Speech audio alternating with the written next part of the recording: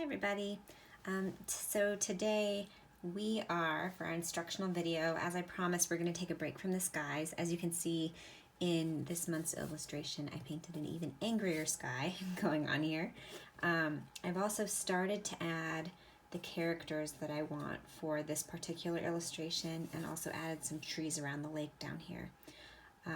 Before I paint these though, I wanted to add one more character here, and I was thinking about, since they're eating lunch right now and the little squirrel is helping himself to some of the hiker's lunch over here, I thought that I would add a raccoon over here enjoying the lunch with the squirrel.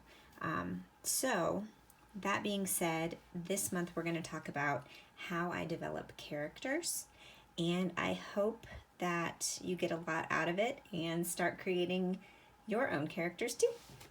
Okay, so once you've decided what kind of character you're wanting to create, I like to do a little bit of research and gather a little bit of inspiration before I start.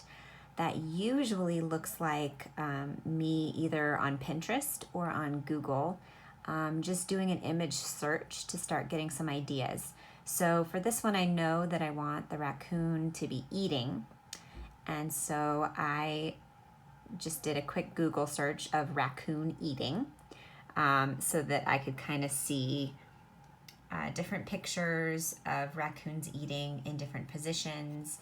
I kind of liked this one over here, and I have that one zoomed in, but I'm not sure about the position that he's in exactly with his ears back.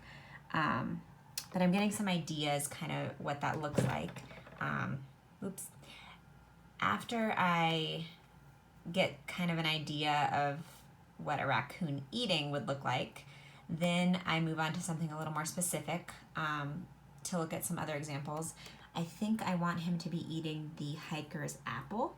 So I did a Google search for raccoons eating apples, and I really like this series right here.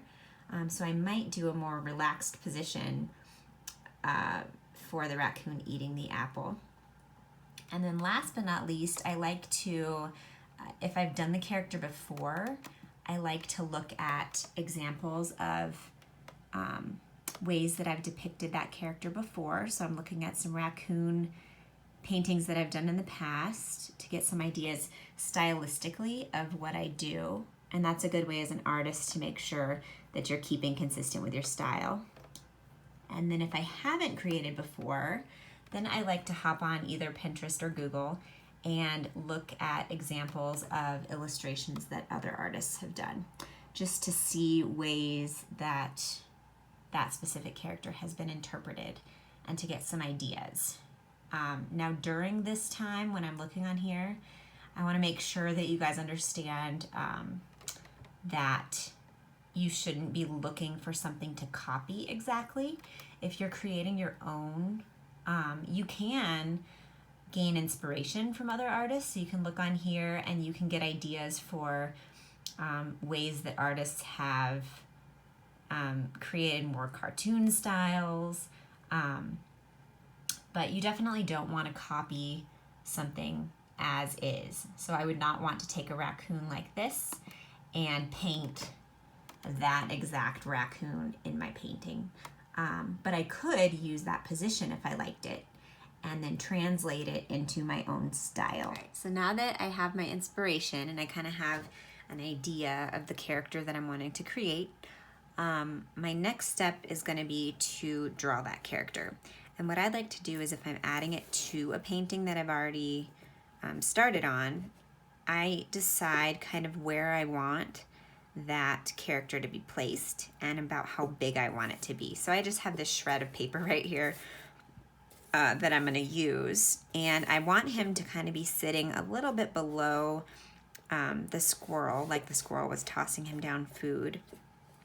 So maybe I'll have him like right here, or maybe a little bit up higher, sitting on the rocks.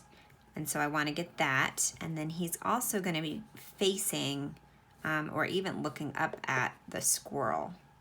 So once I have that in mind and I kind of figure out about how tall I want him to be, then I can start my sketching.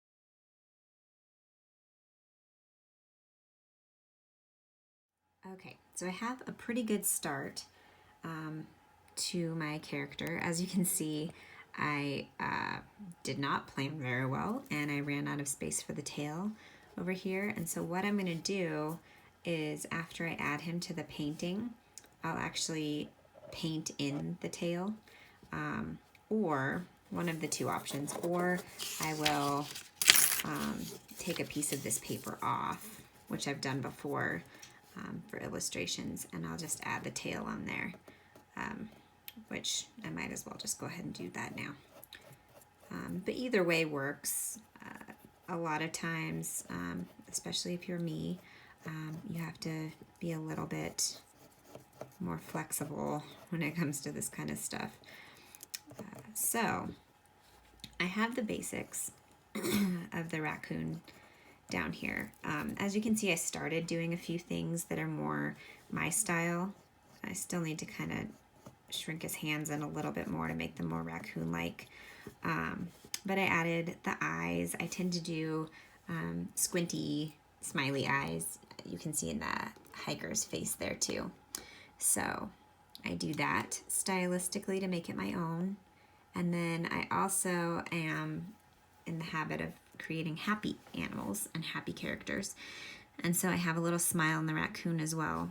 So what I was doing when the time lapse was going on, you might have seen some pauses in there. It's hard to tell with the time lapse sometimes, but some of the times when my hand was just sitting here not doing anything, what I was doing was I was looking up on the screen to get ideas.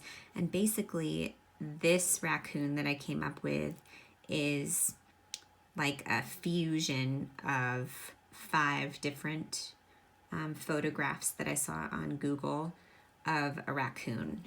So I wanted the raccoon to be looking over at the squirrel, so I did another Google search for raccoons looking up so that I could kind of see what that angle might look like.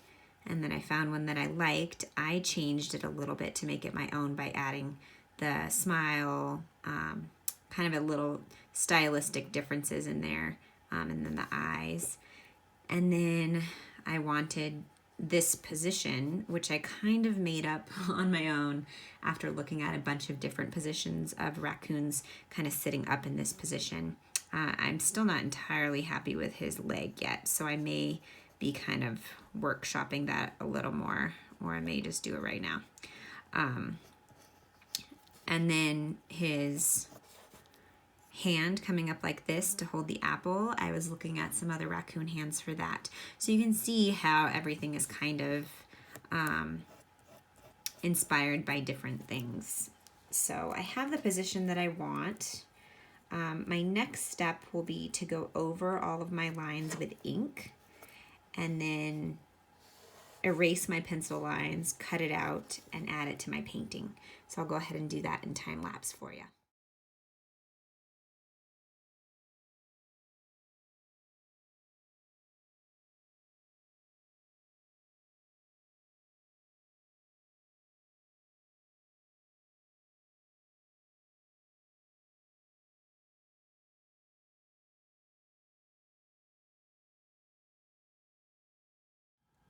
So one thing I didn't mention that I was using in the video, these are my favorite scissors in the whole wide world.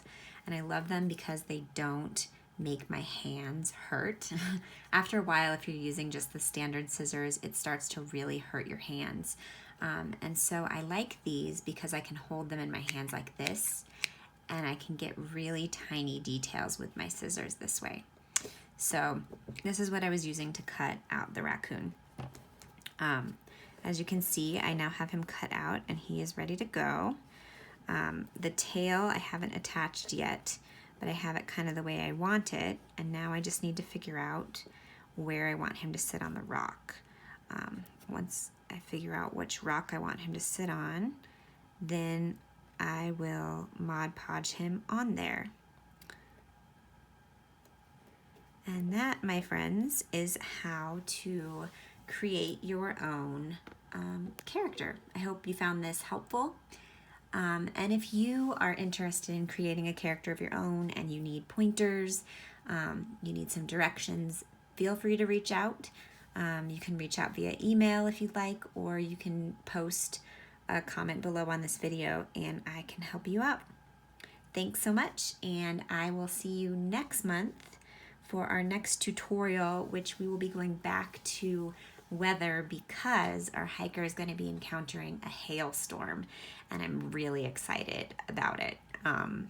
So we'll be talking more about painting weather and skies and that kind of thing next week, and then, well, not next week, next month, and then we'll move on to something totally different after that. Thanks for tuning in.